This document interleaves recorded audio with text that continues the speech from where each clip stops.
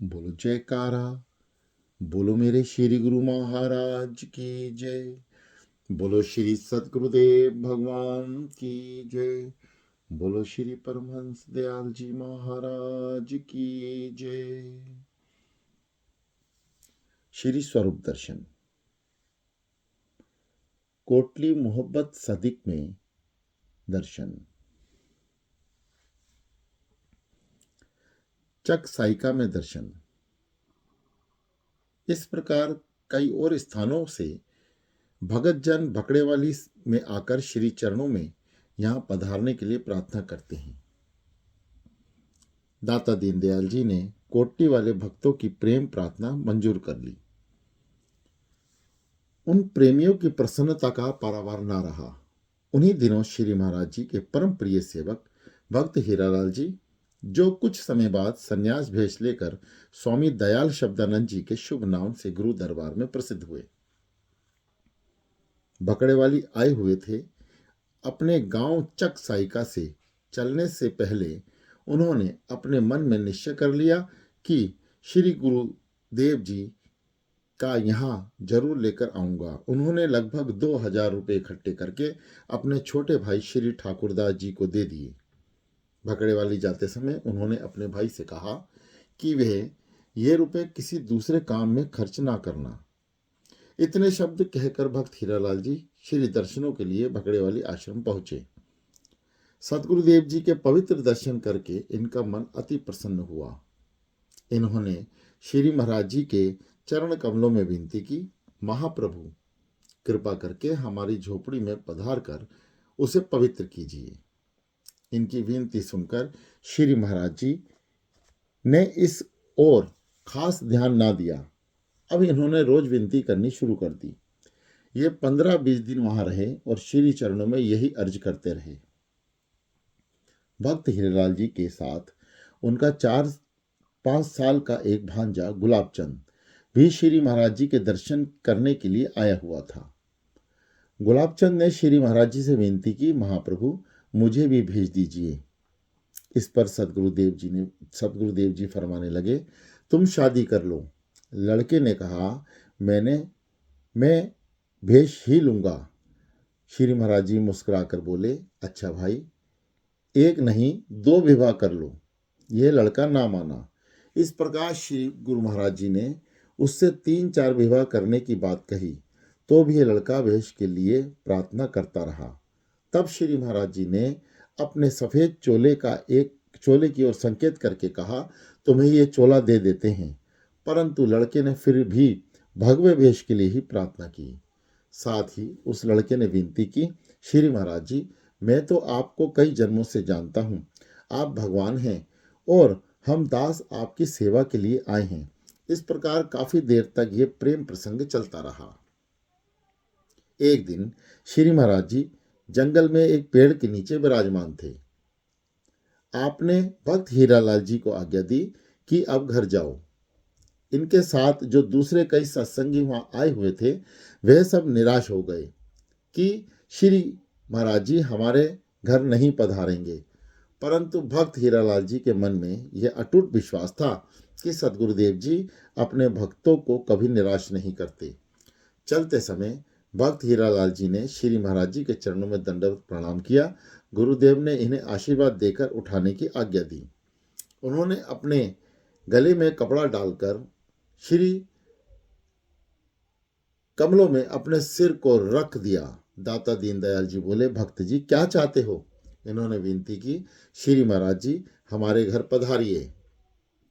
श्री महाराज जी ने इनका हाथ पकड़कर इन्हें अपने पलंग के पास खड़ा करके बहुत धीरे से ये वचन कहे, कल दिन को हम लाहौर वाली सड़क पर गुजरेंगे, आप वहीं दर्शन कर लेना।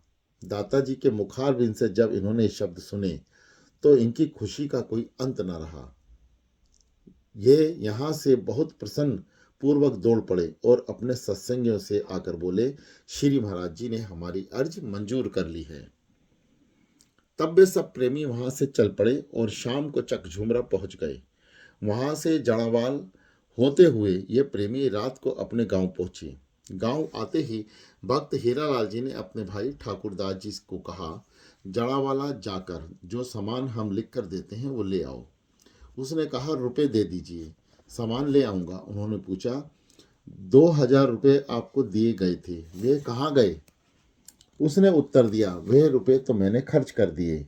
जब इन्होंने बात सुनी तो बहुत निराश हो गए। अब क्या करें, परंतु मन में यही विश्वास था कि गुरु सेवा के इस शुभ अवसर को हाथ से ना जाने देना।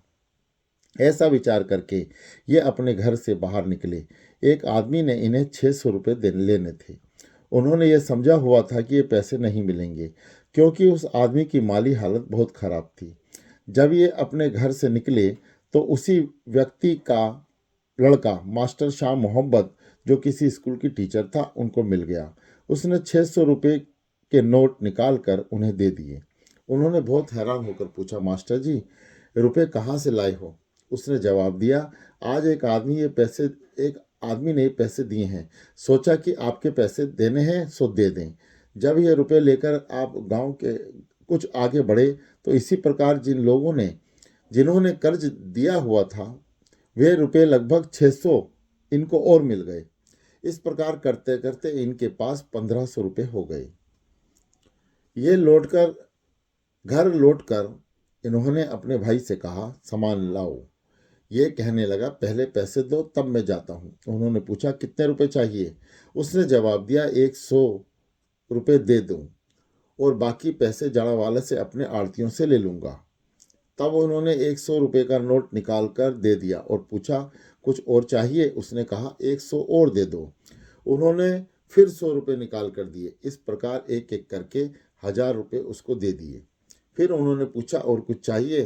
तो उसने कोई उत्तर ना दिया। तब इन्होंने 200 रुपये और निकाल कर दे दिए और प्रेम भले दिल से ये शब्द कहे, संतों के कारज आप खलोया, हर काम करावन आया। अपने भाई को सामान खरीदने के लिए शहर भेजकर वे प्रेमी अपनी अपनी सेवा में लग गए। जिस दिन श्री महाराज जी को आना था उस दिन हजूर ना पधारे। तब भक्त हीरालाल जी संगत समेत नहर के पुल पर सड़क के किनारे आकर बैठ गए। वह सड़क लायलपुर से लाहौर जाती थी और श्री महाराज जी ने कार द्वारा कोटली मोहम्मद सदिक उसी रास्ते में जाना था। ये प्रेमी 2 दिन और 2 रात वहीं सड़क के किनारे बैठकर श्री गुरु महाराज जी के आगमन की बाट जोहते रहे। उधर श्री महाराज जी भकड़े वाली आश्रम से लगभग 20 महात्माओं और भक्तों समेत 2 मोटरों पर सवार होकर चले। फागुन का महीना था, अर्थात 1934 का मार्च मास बीत रहा था। भकड़े वाली से चलकर श्री महाराज जी रात जड़ावाला में ठहरे। वहां से बहुत सवेरे ही श्री महाराज जी चल पड़े। चकसाइका के पास पहुंचते पहुंचते सूर्य निकल आया। इधर उन प्रेमियों को सदगुरुदेव जी के शुभ दर्शन हुए। जब श्री महाराज जी कार नहर के पुल पर पहुंची तो उन सब प्रेमियों ने सड़क पर ही श्री भगवान के चरण कमलों में दंडवत प्रणाम कर दिया। श्री महाराज जी ने आज्ञा देकर प्रेमियों को उठाया और पूछा, आप लोग क्या चाहते हो? उन्होंने विनती की, महाप्रभु, अपने चरण कमलों से हमारे घर पवित्र कीजिए। प्रेमियों की ये विनती सुनकर श्री महाराज जी बोले, हमारे पास समय नहीं है, हमने आगे जल्दी जाना है, बस आपको दर्शन हो गए, अब हम आगे जाते हैं। परंतु ये प्रेमी किसी प्रकार ना माने। उधर श्री महाराज जी जल्दी आगे जाना चाहते थे और इधर प्रेमी हठवश मान नहीं रहे थे। एक विकट समस्या उत्पन्न हो गई। कार सड़क के बीचों बीच खड़ी थी, जिसके कारण सारा यातायात ट्रैफिक पुल के इधर उधर रुक गया। रास्ता बंद होने के कारण मोटरें, तांगे, कारें और दूसरी सवारियां पुल के दोनों ओर रुक गई। दोनों तरफ काफी लंबी कतारें लग गई। इस प्रकार इस प्रेम प्रसंग में लगभग 10:30 बज गए।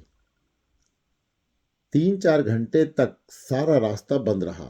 यह एक अद्भुत दृश्य था। अंत में इन प्रेमियों की विनती को स्वीकार करते हुए श्री महाराज जी ने केवल 5 मिनट के लिए चकसाइका जाने का आज्ञा दी। जब श्री महाराज जी भक्त हीरालाल जी के निवास स्थान पर विराजमान हुए तो सब प्रेमी सदगुरु दर्शन से अपने नेत्र सफल करने लगे। श्री महाराज जी भक्त हीरालाल जी को अपने पास बुलाकर कहा, चिंता करने की कोई जरूरत नहीं, हमारे खर्च की जिम्मेदारी कुदरत खुद है। आपने जो ये शब्द पढ़ा था कि संतों के काज आप खलोया, हर काम करावन आया, तो फिर इन वचनों पर विश्वास करते। भक्त हीरालाल जी श्री महाराज जी के अनमोल वचन सुनकर महाप्रभु से क्षमा मांगने लगे। श्री महाराज जी चकसाइका में पधारे तो केवल 5 मिनट के लिए ही थे, परंतु भक्तों के प्रेमवश उन्हें काफी देर वहां रुकना पड़ा। चक नंबर 5 में आश्रम निर्माण। दूसरे दिन जब सदगुरु दयाल जी वहां से विदा होने लगे, तब भक्त हीरालाल जी ने श्री चरणों में दंडवत प्रणाम कर दिया और प्रार्थना की, हुजूर इस समय और यहाँ दर्शन दीजिए, कुछ समय और यहाँ दर्शन दीजिए। परंतु श्री महाराज जी ना माने। तब वहाँ आश्रम बनाने के लिए विनती की तो महाप्रभु बोले, यदि आश्रम यहाँ बन गया तो आपको सेवा करनी पड़ेगी, तो फिर फिक्र तो ना करोगे। उन्होंने विनती की, श्री महाराज जी यह सब कुछ आपका ही है, हम तन मन धन से सेवा करेंगे।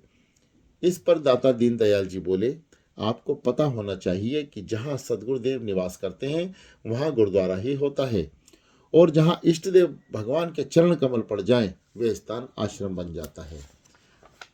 उस समय श्री महाराज जी की सेवा में स्वामी निजात्मानंद जी, स्वामी हीरानंद जी, स्वामी अनंत प्रकाशानंद जी और स्वामी अनमोल प्रेमानंद जी तथा यह दास इत्यादि थे। कोटली वाले शाह भी श्री महाराज जी के साथ ही थे। श्री महाराज जी ने अत्यंत कृपा करके भक्त हीरालाल जी की विनती को स्वीकार कर ली और यहाँ आश्रम बनाने की मंजूरी दे दी। कुछ समय बाद चक नंबर 5 में एक बहुत सुंदर आश्रम बन गया। गुरुदेव की आज्ञा अनुसार स्वामी अनंत प्रकाशानंद जी इस आश्रम के अध्यक्ष नियुक्त हुए। स्वामी अनंत प्रकाशानंद जी पर श्री महाराज जी की बहुत कृपा थी। उनके प्रत्यनों से थोड़े समय में ही इस आश्रम में ने बहुत उन्नति की और यहाँ हिंदू मुसलमान में सत्संग का बहुत प्रचार प्रसार हुआ। इस आश्रम में हर वर्ष बैसाखी के शुभ दिन एक बहुत बड़ा मेला लगता था और श्री महाराज जी के नाम का वार्षिक भंडारा होता था।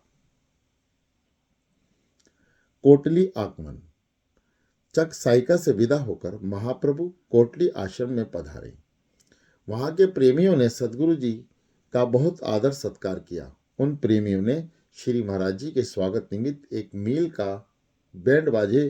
तक बैंड बाजे और आतिशबाजी का प्रबंध किया हुआ था। दीनदयाल जी कार के साथ साथ संगत भजन कीर्तन चलती हुई चली जा रही थी। वह बहुत ही सुंदर दृश्य था। इस प्रकार दाता दीनदयाल जी कोटली आश्रम में पहुंचे। कोटली में संगत ने श्री महाराज जी से पूछा कि दासन दास आया है कि नहीं। महाप्रभु ने अत्यंत कृपा करते हुए मेरा हाथ उन प्रेमियों के हाथ में पकड़ा कर कहा, यह लो अपना दासन दास। इधर भक्त हीरालाल जी ने कुछ समय बाद श्री चरणों में हाजिर होकर संन्यास भेष के लिए प्रार्थना की। उनके मन में यह भाव था कि जब मैं संन्यास लूंगा तो 25-30 दूसरे लड़कों को भी संन्यास भेष ले दूंगा। इनकी विनती सुनकर गुरुदेव बोले, अभी हमने आपसे सेवा कार्य लेना है, इसलिए संन्यास भेष नहीं दिया जाएगा। साथ ही महाप्रभु ने इनको एक दृष्टांत सुनाया। महाप्रभु बोले, किसी नदी में एक नौका किनारे पर खूंटे से बंधी हुई थी। नदी पार जाने वाले धीरे धीरे उसमें आकर बैठते जाते हैं। स्त्री पुरुष बच्चे बूढ़े धनी निर्धन सब उसमें बैठते हैं। जब कश्ती भर जाती है तो मल्लाह उसे चलाने लगता है। तब दूर से एक आदमी भागा हुआ आता है और वह भी नौका पर आकर बैठ जाता है। तब मल्लाह कहता है कि कोई आदमी नौका से उतरकर खूंटे से रस्सा खोलकर नौका को पानी में धकेल दो। तब कश्ती में से एक आदमी उतरकर रस्सी खोलता है और जब नौका जल में चली जाती है तो वह छलांग मारकर चढ़ जाता है। उस आदमी को नाविक ये नहीं कहता कि तुम बिना पूछे क्यों चढ़े हो। इस प्रकार उस व्यक्ति में और दूसरी सवारियों में कोई भिन्न भेद नहीं रहता। ठीक इसी प्रकार भक्त हीरालाल जी, आप भी किसी समय छलांग लगा देना, अभी अपने रूहानी खजाने को और भर लो। यह संसार सागर नदी रूप है, नाम की नौका है और सदगुरुदेव उस नाविक के रूप हैं।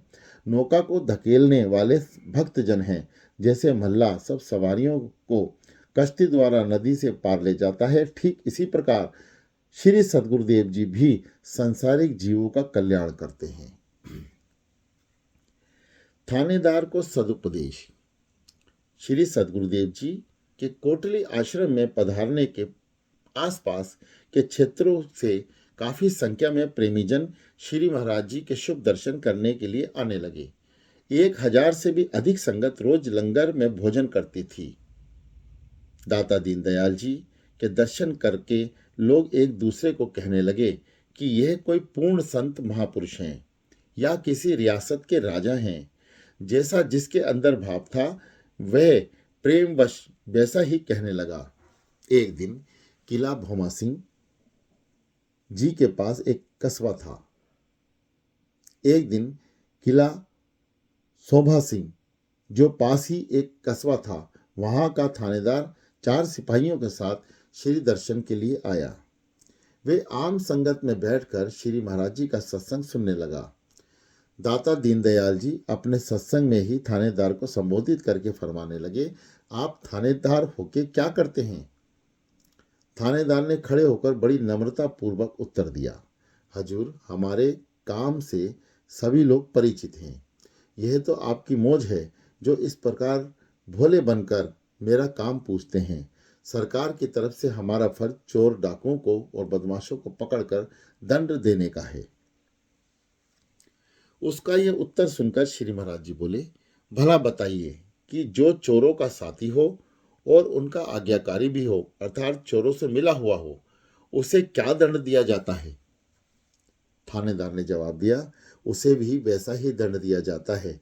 यह सुनकर हजूर बहुत हंसे और फिर फरमाया, यदि आप स्वयं चोरों से मिल जाओ और जो काम चोर कहें वही आप करो तो क्या आपको भी सजा मिलेगी? श्री महाराज जी के मुख से ऐसी बात सुनकर थानेदार हैरान होकर बोला, हुजूर, मैं तो आज तक चोरों को पकड़कर कानून के मुताबिक सजा देता हूँ।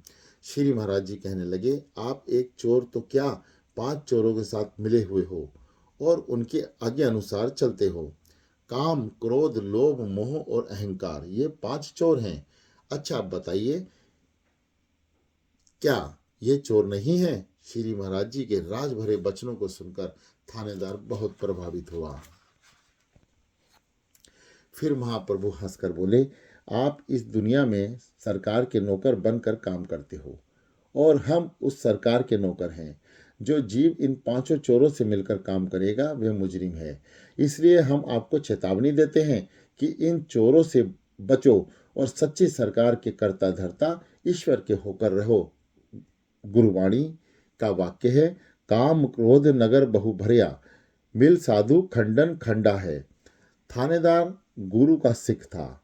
गुरुवाणी का यह श्लोक सुनकर उसका दिल प्रेम से भर गया और बड़ी नम्रता पूर्वक उसने श्री चरणों में प्रार्थना की, हुजूर, मैं वास्तव में ही सच्ची सरकार का मुजरिम हूँ।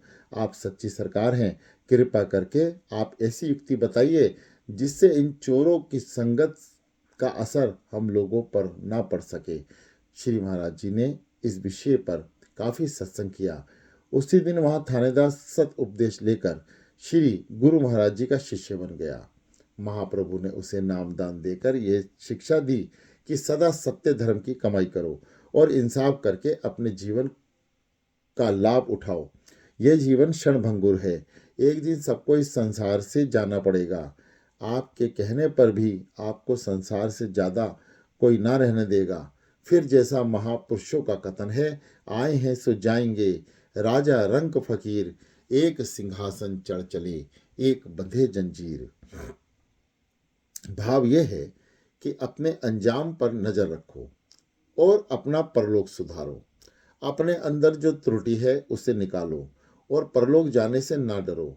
जो योग्य लड़का होता है उसे स्कूल में जाने से कोई डर नहीं होता, क्योंकि उसने सवाल निकाले हुए होते हैं। जिन्होंने छुट्टी में स्कूल का काम पूरा नहीं किया है वह स्कूल जाने से डरेगा। ऐसे सुंदर वचन फरमाकर श्री महाराज जी थानेदार को विदा किया। फकीरी मौज।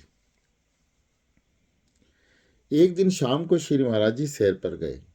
स्वामी हीरानंद जी, स्वामी अनमोल प्रेमानंद जी, स्वामी गुरु भक्तानंद जी, श्री स्वामी आत्मारामानंद जी सेवा में थे। प्रेमीजन अपना प्रेम पूरा करने के लिए श्री सद्गुरुदेव जी के को फूल माला इत्यादि पहनाया करते थे। श्री महाराज जी आश्रम से काफी दूर बाहर चले गए। एक दूसरे गांव में कुछ प्रेमी दाता दीनदयाल जी के सत्संग करने के लिए कोटली आ रहे थे। स्वामी गुरु मुक्तानंद जी श्री महाराज जी को हार पहनाने लगे, परंतु हार उलझ गए। इतने में संगत वहां पहुंच गई। श्री महाराज जी इस बात पर अपने सेवकों से कुछ नाराज हो गए। हजूर बोले, मुझे सेवकों की कोई जरूरत नहीं, मैं तो फकीर हूँ। आपका दरबार वहाँ रहा, मैं तो यदि मस्जिद में भी चला जाऊं तो वहाँ प्रेम आ जाएगा और इस प्रकार नया दरबार बन जाएगा। श्री महाराज जी अपनी मौजवश नंगी धरती पर ही ऐसे फकीर कीकर के पेड़ के नीचे लेट गए। स्वामी गुरु भक्तानंद जी ने अपने अपराध की क्षमा मांगी। श्री महाराज जी के चारों ओर सेवकों ने खेस ताने हुए थे। जब संगत दर्शन के लिए नजदीक आई तो महाप्रभु खेस हटाकर कहते हैं, आ जाओ। ये एक विलक्षण दर्शन थे। सेवक ये कोशिश कर रहे थे कि श्री महाराज जी हार, रुमाल और अनेक ऐनक इत्यादि धारण करके प्रेमियों को अपने शुभ दर्शन दें, परंतु श्री महाराज जी अपनी फकीरी मौज में आए हुए थे। स्वामी अनमोल प्रेमानंद जी ने श्री चरणों में बार बार विनती की कि हुजूर सुंदर स्वरूप धारण करके सेवकों को दर्शन दीजिए। साथ ही ये देखकर स्वामी अनमोल प्रेमानंद जी प्रेम आंसू बहाने लगे कि श्री महाराज जी के कोमल शरीर पर नंगी धरती पर लेटने से कंकर चुभ गए हैं। कुछ देर बाद महाप्रभु प्रसन्नचित्त होकर अपनी कार में आकर विराजमान हुए। जो प्रेमी श्री महाराज जी के दर्शन के लिए आए हुए थे उनकी संख्या 60-70 थी। हृदय सम्राट हंसकर बोले, आप पक्के प्रेमी हो, मैं देखना चाहता था कि आप ठहरते हो या नहीं। एक मुसलमान किसान ने पूछा, हुजूर आप अपने मुरीदों से नाराज क्यों हो रहे हो? श्री महाराज जी बोले, ये बंदगी नहीं करते, इसलिए इनको डांट रहे हैं। हमने इनको भजन सिमरण करने के लिए फकीर और संत बनाया था। श्री महाराज जी के वचन सुनकर किसान बहुत खुश हुआ। महाप्रभु थोड़ी देर बाद कोटली आश्रम लौट आए। कोटली से विदाई। श्री महाराज जी मार्च 1934 में कोटली पधारे थे। एक दिन गुरुदेव ने लक्की मरबत जिला बन्नू में जाने का प्रोग्राम बनाया, क्योंकि वहां की संगत के प्रेम संदेश आते रहते थे। कोटली की संगत ने जब ये समाचार सुना कि श्री महाराज जी हमें छोड़कर जा रहे हैं तो विरह वेदना के कारण वे बहुत परेशान हो गए। खास तौर पर कोटली के शाह और पंडित फकीर चंद जी स्टेशन मास्टर ने श्री चरणों में विनती की, महाप्रभु ये दास सारी उम्र आपकी सेवा करेंगे, आप सदा इसी स्थान पर विराजमान रहकर संगत को दर्शन दीजिए, बाहर किसी दूसरे सत्संग में ना जाइए। उन प्रेमियों के भोले भाले वचन सुनकर श्री महाराज जी मुस्कुरा कर कहने लगे, आपने अपने प्रेम वच सच कह दिया है कि हम सारी उम्र सेवा करेंगे, सो ठीक है, परंतु कुदरत की सेवा हमारी सेवा कोई नहीं कर सकता। आप लोगों ने जितने दिन भी सेवा की है सच्चे दिल से की है। आपकी प्रेम भक्ति पर हम बहुत प्रसन्न हैं। हमारे जिम्मे परमार्थ के बहुत काम हैं। प्रेमीजन ना जाने कहाँ कहाँ से हमारा इंतजार कर रहे हैं। आपका सच्चा प्रेम देखकर हम अपने प्यारे सेवक स्वामी निजात्मानंद जी को आज्ञा देते हैं कि वे सदा के लिए आपके पास रहेंगे। ये स्थान उनके सत्संग का प्रमुख केंद्र होगा। अपनी मौजवश श्री महाराज जी ने वचन फरमाए, हम में और स्वामी निजात्मानंद जी में कोई भेद नहीं। उस समय यह वचन धारण रूप से ही कहे जा रहे थे। किसी को पता चल सका कि इन वचनों का क्या भेद है। संत सदगुरुदेव ने वचन अटल होते हैं। कोटली आश्रम की शोभा दिन दुगनी रात चुगनी बढ़ती गई। यहाँ हर साल व्यास पूजा का भंडारा बड़ी धूमधाम से मनाया जाता था, जिसमें हजारों जिज्ञासु भाग लेकर लाभ उठाते हैं। इस आश्रम में सबके लिए समान रूप से लंगर खुला हुआ था और एक औषधालय भी था। यहाँ के प्रेमी भक्त बाहर से आने वाली संगत की प्रेम से सेवा करते थे। इस क्षेत्र में श्री महाराज जी के नाम उपदेश का बहुत प्रचार प्रसार हुआ। यह आश्रम कालांतर में स्वामी निजात्मानंद जी का हेडक्वार्टर बनकर रह गया। अन्य क्षेत्रों की संगत ने और कई महात्मा जनों ने कोशिश की कि श्री स्वामी जी किसी दूसरे आश्रम में ज़्यादा समय दें, परंतु श्री महाराज जी की आज्ञा अनुसार स्वामी जी खास तौर पर इसी आश्रम पर विराजमान रहे। 15 अगस्त सन 1947 को देश विभाजन हुआ तो यह आश्रम पाकिस्तान में ही रह गया। देश विभाजन से 15 दिन पहले स्वामी जी कुछ महात्माओं समेत कुशल पूर्वक श्री नंगली साहब पहुंच गए। लगभग 15-20 दिन कोटली आश्रम में विराजमान रहकर हृदय सम्राट श्री इष्टदेव भगवान, स्वामी अभेदानंद जी, स्वामी अजूनानंद जी और स्वामी रोशनानंद जी इत्यादि महात्माओं के साथ वहां से विदा हुए। वहां से चलकर श्री महाराज जी स्वामी धर्मानंद जी के सत्संग कोट इनाशात में एक रात रहे।